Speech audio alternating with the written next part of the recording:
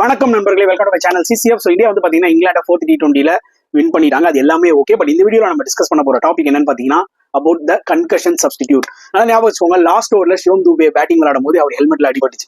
Okay, so ஹெல்மெட்ல அடிபட்டாலே வந்து பாத்தீங்கன்னா நீங்க வந்து கன்கஷன் சப்ஸ்டியூட்டா நீங்க யூஸ் பண்ணிக்கலாம். ஒரு பிளேயருக்கு வந்து பாத்தீங்கன்னா அடிபட்டது வந்து இன்னும் ஒரு ரெக்கவர் ஆளுன்னும் போது you can use another player, alternate player. But அவருக்கு ஏற்ற மாதிரி இருக்கணும். ஆனா இந்தியா என்ன பண்ணான்னு பாத்தீங்கன்னா ஹர்ஷித் ராணாவை கொண்டு வந்தாங்க. ஹர்ஷித் ராணா செமையா பெர்ஃபார்ம் பண்ணி 3 விக்கெட் எடுத்து இந்தியாவுக்கு மேட்ச் வின் பண்ணி கொடுத்துட்டாரு. இது அவருக்கு டெபியூ மேட்ச் வேற, புரியுதா உங்களுக்கு?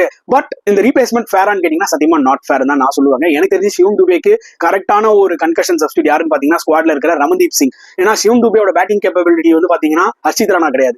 ராணாக்கு இருக்கிற போலிங் கேப்பபிலிட்டி சிவம் துபே கிடையாது. எப்படி ரெண்டுமே மேட்ச் ஆகும்? டெஃபினட்டா வந்து பாத்தீங்கன்னா as Indian cricket fan, as hard core Indian cricket ஃபேனா இருந்தாலுமே இந்த ஒரு விஷயம் ஃபேர் இல்லைன்னு தான் நான் சொல்லுவேன். அதுல எந்த டவுட்டுமே கிடையாது. But at the same time இங்கிலாந்துக்கு கருமா அடிக்கும் பாத்தீங்களா, 2018 வேர்ல்ட் கப்ல யார் அதிகமா 4 அடிச்சாங்களோ அவங்க தான் வின்னர் ICC கொடுத்தாங்க பாத்தீங்களா.